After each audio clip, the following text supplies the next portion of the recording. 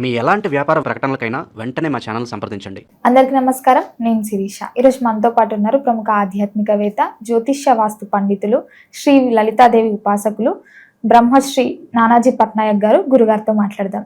గురుగారు నమస్కారం. గురుగారు, ఈ డిసెంబర్ మాసంలో ముఖ్యంగా తులారాశి వారికి ఎలా ఉండబోతుందంటారు? ఎలాంటి జాగ్రత్తలు తీసుకోవచ్చు అంటారు? ఏ దైవాన్ని పూజించమంటారు? ప్రస్తుతం రాశిలో బుధుడి యొక్క సంచారం జరుగుతుంది. వీరికి రెండవ స్థానంలో మూడు గ్రహాలు ఉన్నాయి చెప్పాలంటే. ఆ 3 గ్రహాల్లో కుజుడు కూడా మారిపోతున్నాడు 7వ తేదీ నుంచి. అండ్ నెక్స్ట్ 17వ తేదీ వరకు 15వ తేదీ వరకు ఉంటాడు. 20వ తేదీ వరకు శుక్రుడు ఉంటాడు. ఆ పంచమ రాహు 6వ స్థానంలో శని ఉండడం, భాగ్యంలో గురువు ఉండడం, లాభంలో కేతు ఉండడం జరుగుతుంది వీరికి. అయితే ఒక్కొక్క ప్లానెట్ ఒక్కొక్క దగ్గర ఉన్నప్పుడు ఒక రిజల్ట్ ఇస్తూ ఉంటుంది. ఆ రకంగా వీరికి ఎటువంటి ఫలితాలు జరగనున్నాయి, ఏ విషయాల పట్ల జాగ్రత్తగా ఉండాలనేటువంటి అంశాలు చెప్తుంది నేనైనప్పటికీ కూడా చెప్పిస్తుంది సాక్షాత్ లలిత అమ్మవారిగా భావిస్తూ.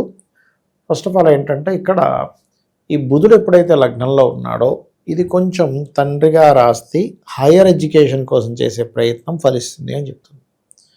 ధనస్థానంలో లగ్నాధిపతి వెళ్ళి కూర్చుంటూ ధనస్థానంలో అధిక గ్రహాలు ఉన్నందుకు రకరకాల మార్గాల నుంచి ధనం వస్తుంది. అదేవిధంగా కొంత కుటుంబ సభ్యులు, ఎందుకంటే కుటుంబ స్థానం కూడా కాబట్టి కుటుంబ సభ్యుల మధ్యనే కొంత ఘర్షణ వాతావరణం కూడా దారితీస్తుంది ఈ నెలలో వీళ్ళకి చెప్పాలంటే.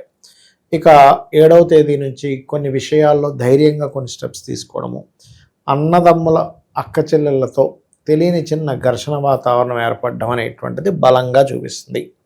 రాజకీయ నాయకులకి చాలా బాగుంటుంది పంచమ రాహువు కాబట్టి. కాకపోతే ఇక్కడ హోమ్ లోన్స్ లభిస్తాయి. సంతానాన్ని విదేశాలకు పంపించాలనే ప్రయత్నం ఫలిస్తుంది చెప్పాలంటే. ధనపరంగా అభివృద్ధి అయితే ఖచ్చితంగా ఉంది, అందులో ఎటువంటి సందేహం లేదు. ఈ బిజినెస్ లైన్స్లో ఉండేటువంటి వారికి, జాబ్లో ఉండేటువంటి వారికి అయితే మార్పు చూపిస్తుంది కొద్దిగా జాబ్ విషయంలో. అందులో పర్టికులర్గా ఈ ఫుడ్ రిలేటెడ్ రంగాల్లో ఉండేటువంటి వారికి, సాఫ్ట్వేర్ రంగాల్లో ఉండేటువంటి వారికి ప్లేస్ చేంజ్, జాబ్ చేంజ్ అనేది చూపిస్తుంది. అయితే కెమికల్ రిలేటెడ్, అదేవిధంగా ఆయుర్వేద డాక్టర్లకి, సోలార్ రిలేటెడ్ ఉంటాయి, సోలార్ సిస్టమ్, సోలార్ ద్వారా వాళ్ళు ప్రొడ్యూస్ చేస్తూ ఉంటారు పవర్, అది అటువంటి వాటిని సప్లై చేసేటువంటి వారికి, ఆయుర్వేదం మెడికల్ రంగాల్లో ఉండేటువంటి వారికి లాభసాటిగా ఉంటుంది అని మనం చెప్పుకోవచ్చు చెప్పాలంటే. అయితే ఏదేమైనప్పటికీ కూడా మొదటి 20 రోజులు కూడా కొంచెం ఎక్కువ ప్రయాణాలు ఉంటాయి వీరికి. ఫస్ట్ 20 డేస్ కూడా చెప్పాలంటే కొంచెం ఏంటంటే కొన్ని విషయాల్లో ఘర్షణలు ఏర్పడుతుంటాయి. అయినా వీళ్ళు కనుక కొంచెం జాగ్రత్తగా కనుక వెళ్తున్నట్లయితే, ఎందుకంటే లగ్నాధిపతి కొంత మౌఢ్యంలోకి వెళ్తున్నాడు శుక్రుడు. సో దానివల్ల ఏంటి, ఘర్షణలు, ఎక్కడో స్ట్రక్ అయిపోయారని ఫీలింగు, లేకపోతే ఇన్సూరెన్సెస్ కట్టకపోవడం వల్ల వచ్చే నష్టాలు, ఎందుకంటే లగ్నాష్టమాధిపతి కదా శుక్రుడు ఇక్కడ. కాబట్టి ఈ విషయాల్లో కొంత జాగ్రత్తగా చూసుకుంటూ, పెద్ద మొత్తంలో ఎవరైతే మనీ ట్రాన్స్ఫర్ చేస్తారో, అందులో ముఖ్యంగా అప్పుగా ఇద్దామనుకుంటారో, ఎందుకంటే 6వ స్థానంలో శని నుండి కుజుడి దృష్టి ఉంది. 6వ స్థానం అనేటువంటిది అప్పులకు సంబంధించిన స్థానం. 3వ స్థానంలో కుజుడు ఉంటూ 6వ స్థానంలో ఉండే వాటిని చూడడం వల్ల ఏమవుతుంటుందంటే, అప్పు ఇవ్వడం ద్వారానే అనవసరంగా మళ్ళీ గొడవలు. కాబట్టి వీలైనంత మటుకు అప్పులు ఇవ్వకుండా ఉండడమే మంచిది, గుర్తుపెట్టుకోండి. కొంచెం బాడీ పెయిన్స్ ఉన్న వల్ల కొంచెం పెయిన్స్ పెరుగుతూ ఉంటాయి. కొంచెం మసాలా ఐటమ్స్ తినడం వల్ల పొట్టి కడుపులో కొంచెం రకంగా గ్యాస్ ఫామ్ అవుతూ ఉంటుంది పంచమంలో రాహు ఉండడం వల్ల. దీనికి ఏం చేయాలి అంటే, సూర్యభగవాను చూస్తూ ఒక గుమ్మడికాయ ముక్కని అక్కడ పెట్టి ఓం కూష్మాండాయ నమః అనే మంత్రాన్ని ఒక 108 సార్లు చదివి, దాని తర్వాత దాన్నే ప్రసాదంగా తీసుకొని దాని కూర వండుకోవడమో, జ్యూస్ చేసుకొని తాగినట్లయితే కూడా వీళ్ళకి ఉదర సంబంధించినటువంటి ఇబ్బందులు కూడా తగ్గుతాయి చెప్పాలంటే వీరికి. అది గురుగారు, ముఖ్యంగా ఈ మాసంలో వీరికి అకస్మాత్తుగా ధన లాభం జరిగే ఛాన్సెస్ ఏమైనా ఉన్నాయి అంటే, అనుకోకుండా ఎవరైనా డబ్బులు ఇవ్వడం అలా జరిగే ఛాన్సెస్ ఏమైనా? కొంతవరకు ఉంది, ఎందుకంటే ధనస్థానంలో అధిక గ్రహాలు ఉన్నాయి కదా, ఏదో రూపంలో డబ్బు మాత్రం వీళ్ళకి రొటేషన్ అవుతూ ఉంటుంది, దానికి ఇబ్బంది ఏం లేదు. కాకపోతే అదే వాటి మూలంగా అప్పులు ఇస్తే కొంత గొడవలు కూడా అవుతుంటాయి. ఓవరాల్గా మరి ఆర్థిక పరంగా ఎలా ఉండబోతుంది అంటారు? ఎలాంటి జాగ్రత్తలు తీసుకోవాలి? ఓవరాల్గా అయితే బాగానే ఉందని చెప్పాలి. ఇవ్వకుండా, అప్పులు ఇవ్వకుండా, మధ్యవర్తిత్వంగా వీళ్ళు అక్కడైతే సంతకం పెట్టకుండా ఉన్నంతసేపు వీళ్ళు సేఫ్గానే ఉంటారు. దానిలో ఎటువంటి ఇబ్బంది లేదు. ఎందుకంటే ఇక్కడ 6లో ఉండే శని, 3లో ఉండే కుజుడు, ఒక రకంగా చెప్పాలంటే పాపగ్రహాలు పాపస్థానాల్లో ఉంటే మంచి ధైర్య సాహసాలని ఇస్తాయి, ఇవ్వమని. కానీ ఆ గ్రహాలు గొడవను కూడా ఇస్తాయి. కాబట్టి ఏంటి, అప్పు ఇవ్వడం, ఫ్రెండ్కి అప్పిచ్చి వాడు శత్రువు అవ్వడం, ఇలాంటివి జరుగుతుంటాయి. కాబట్టి ఈ యొక్క విషయాల్లో జాగ్రత్తగా ఉంటే సరిపోతుంది వీళ్ళకి మెయిన్గా చెప్పాలంటే. ఇక వీళ్ళు ఎక్కువగా దుర్గా ఆరాధన ఎక్కువగా చేస్తుండాలమ్మా. పంచమ రాహు కదా, ఈ పంచమ స్థానంలో రాహు ఉన్నప్పుడు ఏమవుతుందంటే ఏదో జరిగిపోతుందేమో, ఏదో జరుగుతుందేమో అనేటువంటి భయాందోళనని గురి చేస్తూ ఉంటుంది. కాబట్టి ఎంత దుర్గాదేవి నామాన్ని స్మరిస్తూ ఉంటే ఓం దుమ్ దుర్గాయ నమః అని ఎంత అనుకుంటూ ఉంటే, ఫస్ట్ ఆఫ్ ఆల్ దుర్గానామానికి ఉన్నటువంటి గొప్పతనం ఏమిటి అంటే మీకు అనవసరమైనటువంటి మాయ. ఇప్పుడు ఎలా ఉంటుందంటే మనకు తెలియనంతసేపు భయం, దాని నుంచి ఒక క్లారిటీ వచ్చేస్తే భయం లేదు. కొంతమంది చూడండి ఎన్నోసార్లు పోలీస్ స్టేషన్కి వెళ్ళేసి వస్తారు, ఎన్నోసార్లు కోర్టుకి వెళ్ళేసి వస్తారు, జైల్లో వచ్చారు.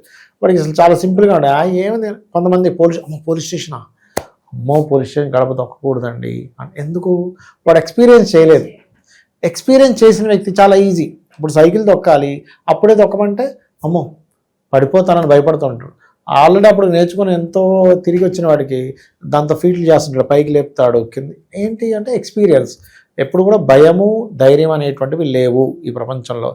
మీకు జ్ఞానం ఉందా లేదా అజ్ఞానాలతోనే ఉంటుందనే విషయాన్ని అర్థం చేసుకోవాలి.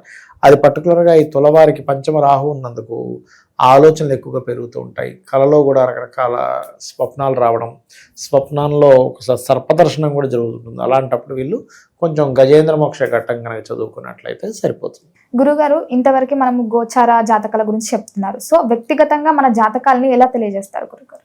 ఏం లేదమ్మా, ఫస్ట్ ఆఫ్ ఆల్ గోచార ఫలితం ఈజ్ ఇప్పుడు మార్కెట్ ఎట్లా ఉంది, బయట వాతావరణం ఎలా ఉంది అలాంటిది.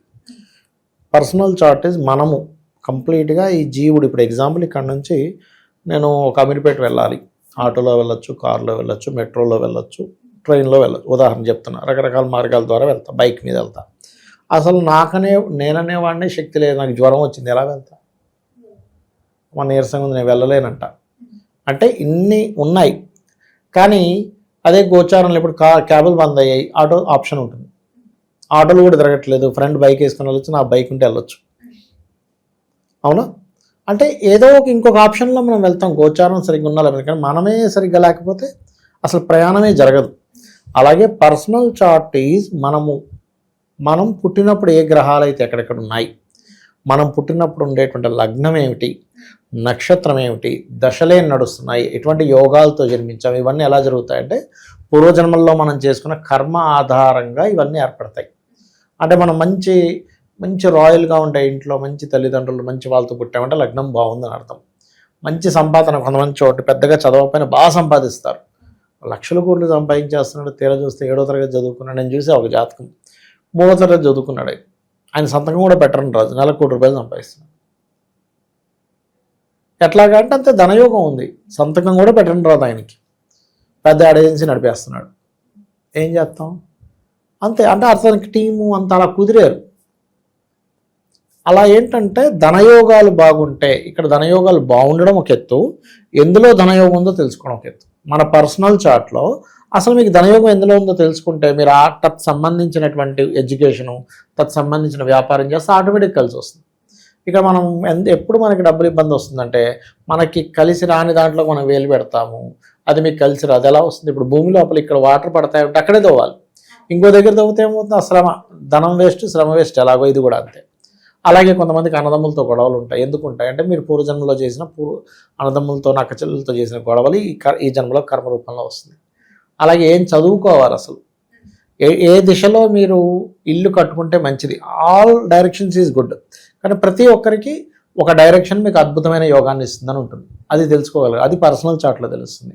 అలాగే సంతానం అభివృద్ధి అవ్వాలంటే ఏం చేయాలి, సంతానం ఎందుకు లేట్ అవుతున్నారు, ఎలాంటి సంతానం పొందుతారో మీరు ఇప్పటికిప్పుడు జాతకం ఇస్తే ఎవరిదైనా, నాకు తెలియదు, మీ ఫోన్లో ఏదో ఒక నెంబర్ ర్యాండమ్గా తీసుకోండి.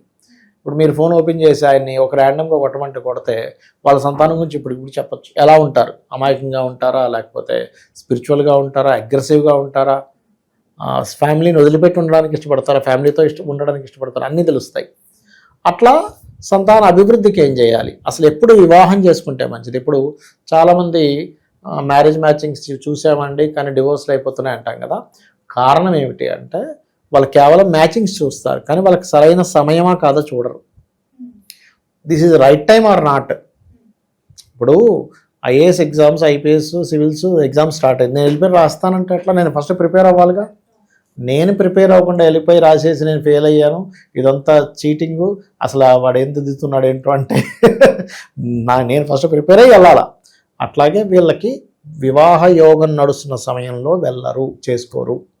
వివాహం నడవని సమయంలో వివాహం చేసుకోవడము, మంచి ముహూర్తం పెట్టుకున్నాం, మ్యాచింగ్ చూసాం, 36కి 18 వచ్చేసి అయినా కానీ ఎందుకు విడిపోయారో అర్థం కావట్లేదు బాధపడుతూ ఉంటాం. అదేవిధంగా బిజినెస్ కానివ్వండి, జాబ్ కానివ్వండి, ఇన్వెస్ట్మెంట్స్ కానివ్వండి, విదేశాలకు వెళ్ళే యోగం కానివ్వండి, లైఫ్లో వచ్చేటువంటి అప్ అండ్ డౌన్స్ కానివ్వండి, ఇవన్నీ మన పర్సనల్ చార్ట్లో తెలుస్తాయి. సరే నాకు జాతకం లేదు, ఏమీ లేదు, నేను సింపుల్గా ఒకటే చెప్తా, మీరు నిత్యము ఉదయం సాయంత్రం అమ్మవారి ఆరాధన చేయండి, లలితా సహస్రనామాలు చదువుకొని అమ్మవారి మీద పూర్తి నమ్మకం పెట్టుకొని, అమ్మ నా పని నేను ధర్మంగా చేసుకుంటూ వెళ్ళిపోతాను, నీదే బాధ్యత అనుకుంటే వెళ్ళిపోండి. ఆవిడ అన్నీ చూసుకుంటుంది, నీకేమీ తెలియదు అనుకుంటే. తెలుసు కొద్ది గొప్ప శాస్త్రపరంగా ఏం తెలుసుకుందని ముందుకెళ్తున్నాం, ఈ హెల్ప్ తీసుకోవచ్చు. అట్లా గురుగారు ఓవరాల్గా తెలియని విషయాలు ఎన్నో తెలియజేసినందుకు ధన్యవాదాలు. శ్రీమాత్రే నమః.